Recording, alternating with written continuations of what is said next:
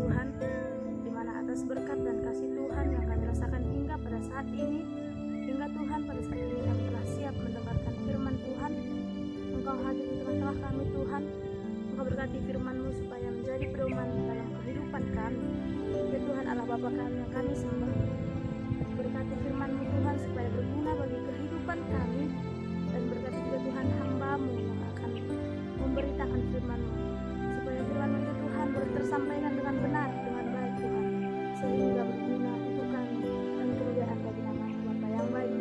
Bapa yang baik di atas segalanya Tuhan, kami mengerti kami memiliki banyak dosa, kami memiliki banyak kesalahan Bapa. Ampunkan kami Tuhan, supaya kami layak di hadapan-Mu, supaya berkat yang ingin Tuhan limpahkan kepada kami tidak terhalang oleh dosa kami, ditambah berkat yang telah kami terima. Bapa yang baik, terpuji dan termulia nama-Mu Tuhan, sekarang, besok, dan sampai selama-lamanya. Kami berdoa dan mengucap syukur kepada-Mu. Haleluya. Amin. Shalom saudara-saudara semuanya, dimanapun berada, semoga Tuhan Yesus memberkati, semoga aktivitas dan pekerjaannya Tuhan yang berkati dan diberikan hasil yang sangat luar biasa yang datangnya dari Tuhan Yesus.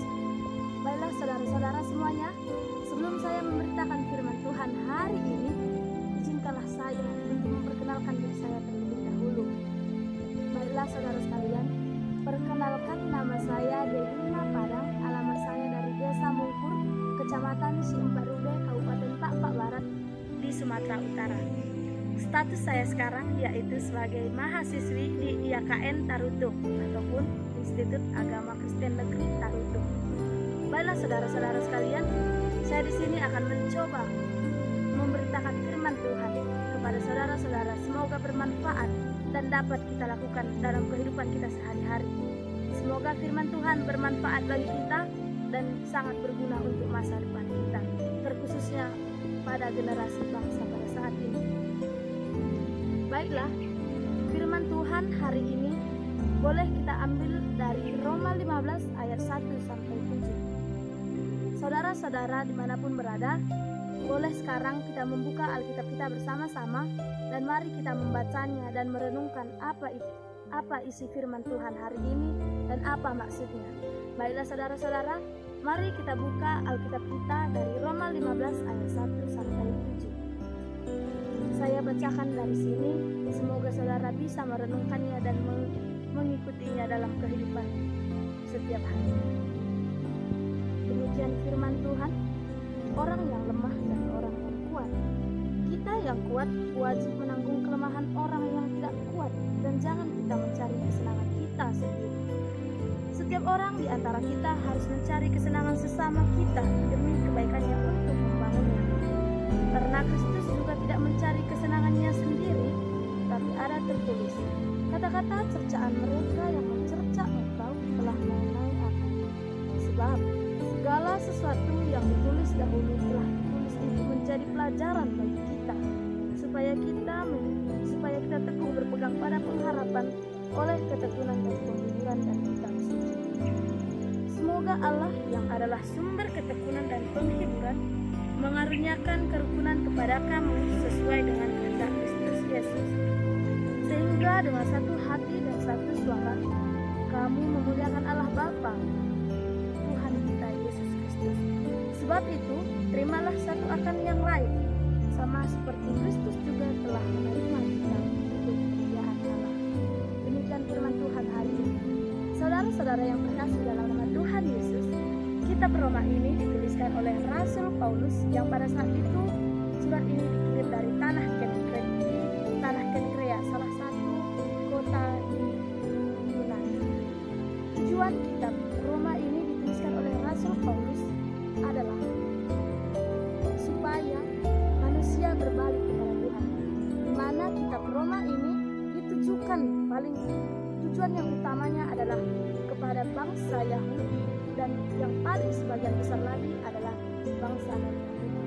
Di mana pada saat itu Paulus ataupun Rasul Paulus ingin memperkenalkan dirinya, ingin melayani kepada orang Yahudi dan non-Yahudi supaya tetap teguh dalam iman dan berpengharapan kepada Tuhan Yesus Kristus. Latar belakang ditulisnya kitab Roma ini adalah Paulus melihat maraknya kejahatan manusia. Manusia yang kini mulai kendor dengan akhlak, manusia yang telah kendor dengan iman mereka, ketika mereka yang telah jauh menyimpang dari apa yang diharapkan. Sehingga di sini Paulus kita lihat memiliki niat besar dalam dirinya untuk melayani supaya manusia itu kembali kepada Tuhan, supaya mereka memiliki bagian dalam kerajaan surga nanti, supaya semua orang bisa diselamatkan. Oleh sebab itulah manusia diperlukan untuk bertobat. Manusia memerlukan pembenaran yang daripada Tuhan untuk dibenarkan, ditobatkan, supaya di kelak nanti manusia memiliki tempat, yaitu kerajaan surga yang kekal. Saudara yang terkasih dalam nama Tuhan Yesus, mari kita lihat di ayat yang pertama sampai yang ketiga. Kita yang kuat wajib menanggung kelemahan orang yang tidak kuat, dan jangan kita mencari kesenangan sendiri. Setiap orang di antara kita harus mencari kesenangan sesama kita demi kebaikannya untuk membangunnya. Karena Kristus juga tidak mencari kesenangannya sendiri, tapi ada tertulis kata-kata mereka yang mencerca engkau telah mengenai aku. Di dalam ayat yang 1-3 ini dijelaskan orang yang kuat dan orang yang lemah. Mengapa dikatakan orang yang kuat dan orang yang lemah? Ya, orang yang kuat tentu tidak boleh menyombongkan diri. Orang yang kuat harus membantu yang lemah. Orang yang kuat tidak boleh meninggikan diri, sebab orang yang meninggikan diri pada suatu saat akan direndahkan oleh Tuhan. Tuhan akan memberikan hukuman yang setimpal dengan perbuatan orang yang berpihak. Saudara-saudara, kita tahu setiap orang memiliki talenta yang berbeda-beda. Oleh sebab itu dapat kita ambil kesimpulan bahwa orang yang kuat juga memiliki kelemahan, dan orang yang lemah juga memiliki kekuatan. Tidak ada orang yang tidak memiliki kekuatan, tidak ada orang yang tidak memiliki kelemahan juga. Namun setiap manusia memiliki semuanya. Tapi kita lihat, mungkin saja saudara-saudaraku, saya mempunyai ini dan saudara tidak mempunyainya. Saudara mempunyai itu dan saya tidak mempunyainya. Hal disinilah yang Allah inginkan, kita itu bertolong-tolong satu dengan yang lain. Tidak boleh menyombongkan diri. Mengapa dikatakan tidak boleh menyombongkan diri? Kita lihat Rasul Paulus, dia rela mati dibunuh karena ia melayani. Perjalanan hidupnya yang sangat ironis, tapi dia tetap melayani. Itulah yang ia pikirkan. Dia tidak memikirkan kesenangannya sendiri, saudara. Namun dia berharap semua manusia itu mengenal firman Tuhan. Bukan hanya Rasul Paulus, saudaraku, namun juga yang paling besarnya adalah, mari kita lihat Tuhan Yesus yang rela mati di kayu salib, yang menyerahkan dirinya bukan untuk dirinya bukan karena dirinya yang berdosa, bukan karena dirinya yang bercacat, namun karena Tuhan ingin manusia itu diselamatkan. Sebenarnya manusia yang penuh dengan dosa, manusia yang penuh dengan celah, tetapi saudara-saudaraku, di sini Tuhan menggambarkan ingin supaya manusia itu hidup dalam Tuhan. Manusia ini saling membantu dan saling menolong satu dengan yang lainnya. Kita lihat, saudaraku, Tuhan saja mau berkorban untuk manusia, sedangkan Tuhan yang tidak berdosa. Bagaimana dengan kita? Apakah kita tidak mau menolong sesama kita? Apakah kita tidak mau saling bertolong menolong? Hal seperti inilah, saudaraku, yang harus kita perbaharui. Perbaharuan dalam sifat, etika, akhlak, dan tingkah laku, di mana kita harus memperbaruinya supaya kita ikut dalam bagian kerajaan surga. Kita harus meniru apa yang Tuhan telah berbuat. Bukan memang menirunya dengan sepenuhnya, namun perbuatan yang Allah lakukan, pertolongan yang Allah lakukan, patut kita tiru, saudara. Mengapa demikian? Kita adalah citra Allah, yang dimana kita harus mengikuti apa yang Tuhan perintahkan. Kemuliaan adalah kepada manusia semuanya. Manusia adalah mahkota ciptaan Tuhan. Jadi, ketika kita menjadi mahkota ciptaan Tuhan, tanggung jawab kita terhadap dunia ini begitu besar, begitu Begitu sangat luas tanggung jawab kita, saudaraku. Tanggung jawab terhadap sesama, tanggung jawab terhadap alam, dan tanggung jawab terhadap diri kita sendiri. Tanggung jawab beriman juga adalah tanggung jawab yang sangat-sangat besar untuk kita pikul dan untuk kita junjung. Mari kita lihat saudara dalam ayat yang ke-7. Sebab itu, terimalah satu akan yang lain, sama seperti Kristus juga telah menerima kita untuk kemuliaan Allah. Nah, saudara-saudaraku yang terkasih, dalam ayat 7 ini dijelaskan, terimalah satu akan yang lain. Artinya di sini, bagaimanapun kekuatan kita, bagaimanapun hebatnya kita, terimalah satu dengan yang lain. Mungkin memang kita berbeda dengan orang lain, kita jauh berbeda keadaan kondisi dengan orang lain, dengan sesama kita. Tapi tidak boleh, aku ini, mengapa aku harus berteman dengan dia, sementara dia tidak pernah membantu saya, dia tidak pernah menolong saya dalam hal apapun. Mengapa saya harus membantu dia? Saya tidak terima dengan itu. Inilah hal yang sangat-sangat Tuhan jijikkan. Kita sama-sama mahkota ciptaan Tuhan, sama-sama manusia berakal dan berbudi. Jadi saudara, terimalah satu dengan yang lainnya. Apapun kondisi saudara kita, kondisi dan keadaan teman kita, terimalah dan berkati dia. Perlengkapi dia dengan kelebihanmu, maka kedua-duanya akan menjadi beruntun. Kita yang membagi ilmu akan tetap mendapatkan ilmu, dan mereka yang mendapatkan ilmu kita akan sangat berguna bagi mereka, baik masa depan dan kehidupan mereka. Di sini juga salah satu contoh menerima adalah dalam satu jabatan. Ketika kita tidak mau jabatan kita direbut oleh orang lain ataupun ada tertinggi di antara kita, tak boleh meninggikan diri saudara, tak boleh iri.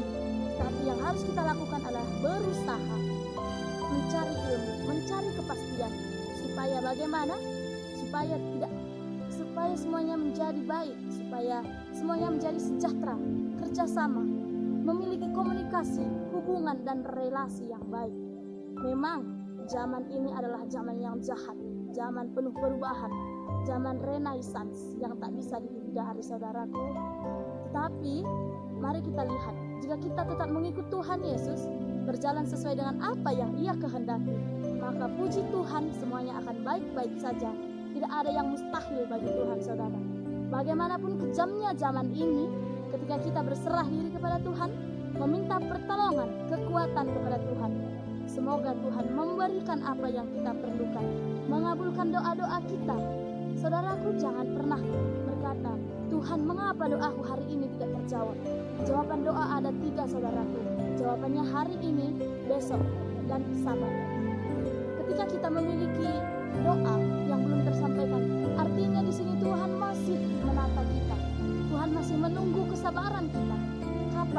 Sampai kapan manusia ini akan sabar menunggu apa yang Dia minta dari dahulu? Saudara-saudaraku yang terkasih, saat kita meminta, kapanpun maka Tuhan akan berikan jika memang itu kebutuhan yang paling utama kepada kita. Tuhan memiliki waktu, saudaraku. Tuhan tak pernah tidur. Semuanya akan dicukupkan dan diberikan oleh Tuhan. Maka saudaraku, terimalah apa kondisi dan keadaan, dan terimalah satu dengan yang lainnya. Sama seperti Kristus juga telah menerima kita untuk kemuliaan Allah. Allah menerima kita bukan karena harta. Allah menerima kita bukan karena mulia, bukan karena suci. Namun Allah menerima kita karena kita hidup apa adanya. Allah melihat keadaan kita yang ingin Tuhan perbarui dalam kehidupan kita, saudaraku.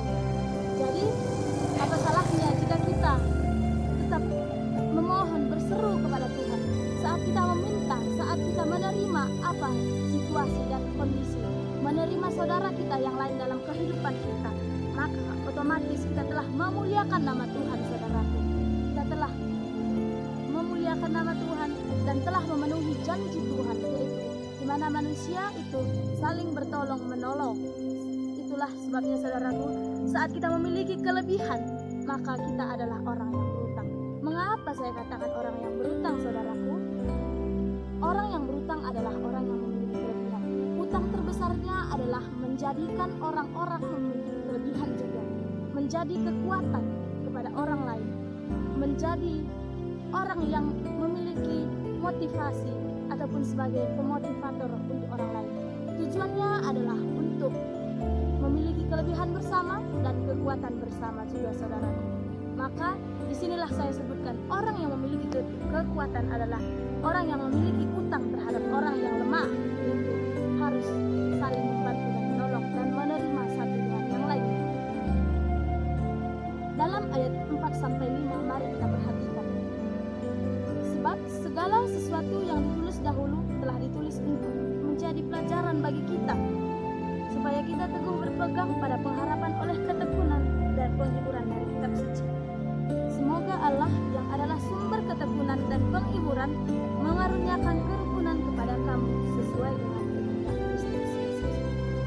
Saudara-saudara yang terkasih dalam Tuhan Yesus, segala sesuatu yang terjadi dalam dunia ini adalah pelajaran untuk kita, pelajaran untuk bertekun, pelajaran untuk belajar. Perjalanan dalam hidup ini adalah pelajaran kepada kita. Mengapa dikatakan pelajaran? Dari zaman dahulu firman Tuhan berkata, hiduplah sesuai dengan apa yang Tuhan kehendaki.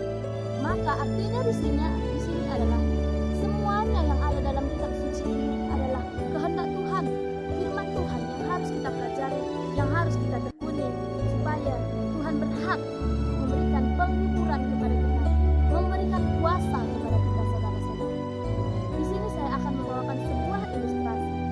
Ilustrasi ini adalah seorang kakek yang bertekun.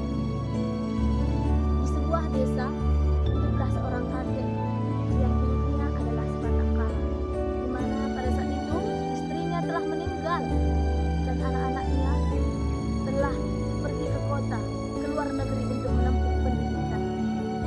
Di suatu hari kakek ini berjalan, karena kakek ini hanyalah seorang petani dan ia sering bekerja di ladang orang untuk memenuhi kebutuhan anak-anaknya, di mana ia memiliki prinsip, nasibku tidak boleh sama dengan nasib anak-anakku.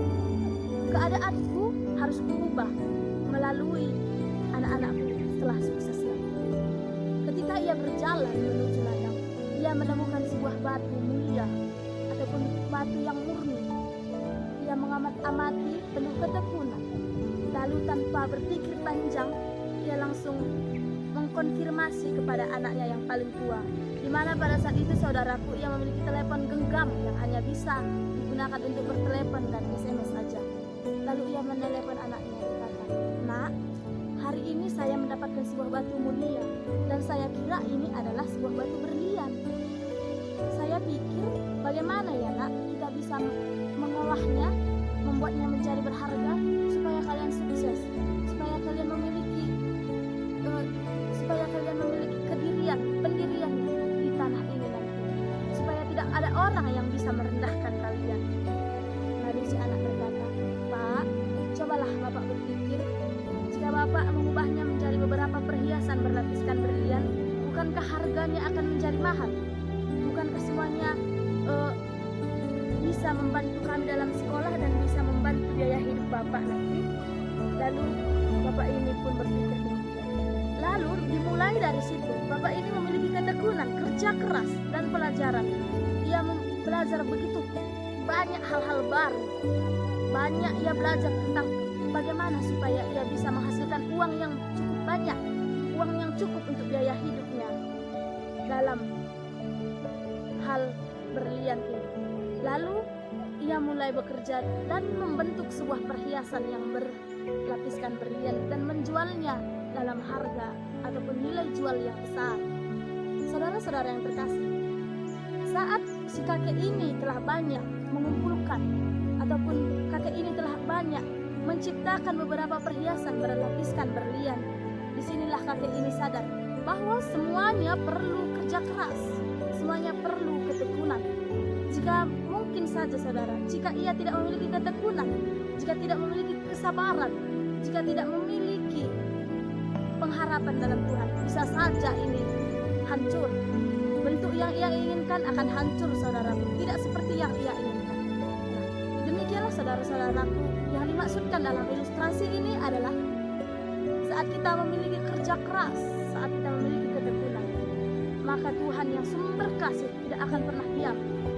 Hasil tidak akan pernah mengkhianati kita. Kerja keras tak akan pernah mengkhianati hasil, saudaraku, saat kita berserah diri kepada Tuhan. Namun saat kita congkak juga, ini tidaklah benar, saudara. Tidak ada hal benar ketika kita congkak. Bagaimanapun usaha dan kerja keras kita saat kita congkak, semuanya sia-sia. Ingat, doa tambah usaha adalah kesuksesan. Usaha sama sekali tidak membuahkan hasil jika tidak dibarengi dengan doa. Dan sama juga, doa tidak akan membuahkan hasil apapun saat kita tidak bekerja keras. Maka barengilah doa dan usaha kita, maka Tuhan yang sumber kasih akan memberikan apa yang kita inginkan. Saudara-saudaraku yang terkasih, Rasul Paulus menuliskan kitab Roma ini supaya manusia hidup dalam kasih, hidup dalam pelajaran, kerja keras, ketekunan dalam beribadah. Sehingga tema kita pada hari ini adalah jadilah motivator kepada orang lain di sekeliling kita. Jadilah sahabat untuk teman kita dan menjadi kekuatan bagi orang yang lemah. Saudara-saudara yang terkasih dalam nama Tuhan Yesus, hari ini kita diajak untuk kembali kepada Tuhan, diajak untuk berseru kepada Tuhan. Serahkan kekhawatiranmu kepada Tuhan, saudaraku, dan ikutlah Dia, maka semuanya akan baik saja. Jikalau hari ini kita bercela di hadapan Tuhan, hari ini kita berdosa di hadapan Tuhan, mari bertobat, maka Tuhan akan membenarkan kita. Sama seperti tujuan ini kepada orang-orang yang ada di Yahudi dan non-Yahudi yang telah jatuh dalam dosa. Namun Paulus berhak memberikan pelayanan, memberikan kehidupan baru kepada mereka supaya mereka hidup dalam kasih. Inilah saudaraku yang dimaksudkan dalam kitab Roma ini, dalam firman Tuhan hari ini, supaya kita sama seperti orang-orang yang Allah kehendaki, yaitu tetap bertobat dan tetap melakukan kebenaran di hadapan Tuhan, saudara-saudara. Jadi, apa salahnya jika kita mulai hari ini bertobat, berbenah diri, dan ingatlah, segala sesuatunya telah Tuhan aturkan. Kita hanya cukup berdoa dan berusaha berserah diri kepada Tuhan, saudara-saudaraku yang terkasih. Maka segala sesuatunya akan Tuhan limpahkan. Allah adalah sumber kasih, Allah sumber kekuatan, dan Allah sumber segalanya. Semuanya Tuhan akan cukupkan jika kita berserah. Tak ada yang mustahil bagi Tuhan, saudaraku. Bagaimanapun kita lemahnya, bagaimanapun kita kuatnya, tak ada yang mustahil bagi kita. Yang lemah bisa saja dikuatkan, segala yang dia butuhkan dicukupkan, dan yang kuat bisa saja langsung sedetik dia bisa kehilangan segalanya. Maka jangan pernah congkak, jangan pernah meninggikan hati, sebab semuanya telah Tuhan aturkan. Ingat, hanya satu kata kunci, yaitu doa tambah usaha adalah sukses, dan semuanya telah Tuhan aturkan dalam kehidupan kita. Begitulah saudara-saudara dalam kehidupan kita sehari-hari. Ini adalah contoh, adalah perbuatan yang harus kita tiru dalam kehidupan kita, supaya kita dibenarkan, ditobatkan, supaya kita tidak terikut-ikut oleh zaman ini, yaitu zaman yang penuh godaan. Zaman ini adalah zaman yang jahat, zaman yang tak boleh kita ikut-ikuti, zaman yang dimana penuh dengan godaan duniawi yang jahat. Hal inilah yang tak boleh kita lakukan, saudara-saudara. Jadi mari kita saling membantu, saling menolong satu dengan yang lainnya, terima kondisi dan situasi. Ingat, salah satu pokok utamanya adalah kita yang kuat memiliki utang terhadap yang lemah, yaitu membantu dan menolong mereka, saudara-saudaraku yang terkasih. Jadi saat kita telah memenuhi apa kriteria yang Tuhan inginkan, maka mari kita lihat di ayat yang ke-6. Sehingga dengan satu hati dan satu suara kamu memuliakan Allah dan Bapa Tuhan kita Yesus Kristus.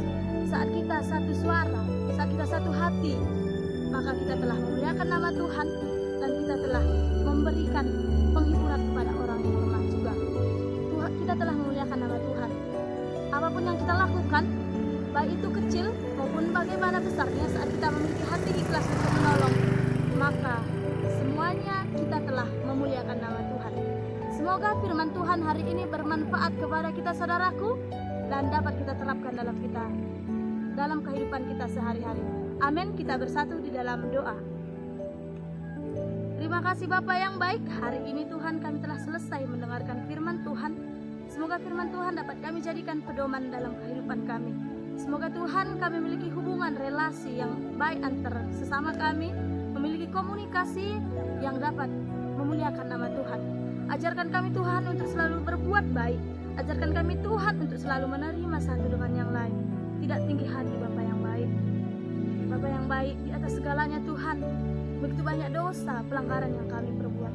Tetap ampunkan dosa kami Tuhan, supaya kami layak di hadapan-Mu, supaya kami layak disebut sebagai anak-anak Tuhan. Dan berkat yang ingin Tuhan limpahkan kepada kami tidak terhalang oleh dosa-dosa kami. Terimalah doa kami Tuhan dan sempurnakan doa kami yang kurang sempurna ini. Hanya dalam nama Tuhan Yesus kami berdoa dan mengucap syukur. Haleluya.